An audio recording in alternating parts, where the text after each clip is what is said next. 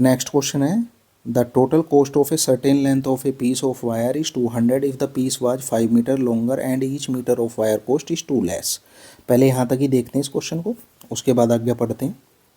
Solution है कि कोई हमारे पास सर्टेन लेंथ का पीस ऑफ वायर है, मैं मान लेता हूँ उसे लेट कर लेता हूँ कि लेंथ ऑफ वायर मेरे पास x मीटर है, ठीक है, और उसकी कॉस्ट कितनी दी है उसने, कॉस्ट दी है पूरे की 200 रुपीज़।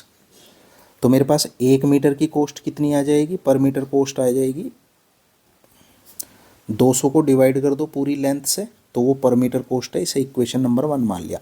अब इसने कहा कि if the piece was 5 metre longer, अगर पीस 5 मीटर बड़ा होता तो मेरी नई लेंथ कैसे क्या आ जाएगी अकॉर्डिंग टू क्वेश्चन।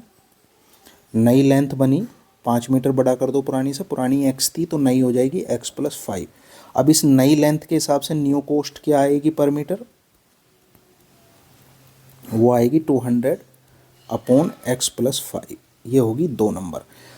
इसका जो डिफरेंस है वो 2 लेस है, यहाँ पे इसने इसका डिफरेंस है उसमें 2 की कमी बता दी, यानी कि अगर हमारा जो पहले में से दूसरे को घटाएं तो वो 2 के बराबर आएगा, 2 रुपये कम है वो।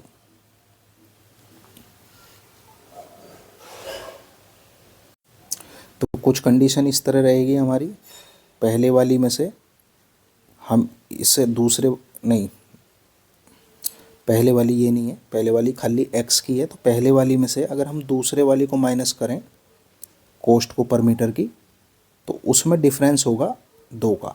अब यही कॉस्ट मैंने यहाँ क्यों रखी और ये कॉस्ट इधर क्यों रखी, क्योंकि ये सोचना पड़ेगा ओबियस माइंड से कि पहले जो मेरे पास कॉस्ट थी वो 200/x थी और दूसरी कॉस्ट है 200/x + 5, यानी कि अगर मैं इससे इसे डिवाइड करूँगा, अगर मेरी यहाँ वैल्यू अगर मैं लेट करता हूँ 20 आ रही है तो वो इससे बड़ी आएगी, क्योंकि डिवाइड में यहाँ तो अगर मान लो 5 है या कुछ भी है, एक इसे 2 मिनट के लिए छोड़ दो, अगर यहाँ मैंने मान लिया x की जगह 5 है तो 200 यहाँ डिवाइड होगा किससे, 10 से, बट अगर x की जगह मैं यहाँ 5 भी मानता हूँ तो यहाँ 200 डिवाइड होगा केवल 5 से, तो ये वैल्यू बड़ी आएगी इस वैल्यू से। तो जो बड़ी वैल्यू होती है वो लेफ्ट में रखी जाएगी माइनस करने के लिए और छोटी राइट में। ये तो एक ओबियस है, बाकी लैंग्वेज से भी पता चल रहा है चीज़, ठीक है। अब इसे सोल्व कर लो, सोल्व करने के लिए एलसीएम ले लो, एलसीएम आ गया हमारे पास,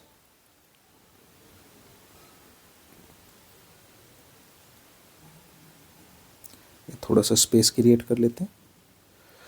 एलसीएम आ गया इनमें x + 5, इधर हो गया 200x और प्लस के 1000 माइनस के 200x इजिकल टू 2, 200x से 200x कट गया और यहाँ पे बच गया 1000 डिवाइड में x² + 5x, एलसीएम की आपस में मल्टीप्लाई कर दी, जो लिया था 2 है, एक नॉर्मल क्वाड्रेटिक इक्वेशन बनेगी। ये हो गया 2 से कट गया 500 टाइम्स, तो ये हो गया x² + 5x माइनस के 500।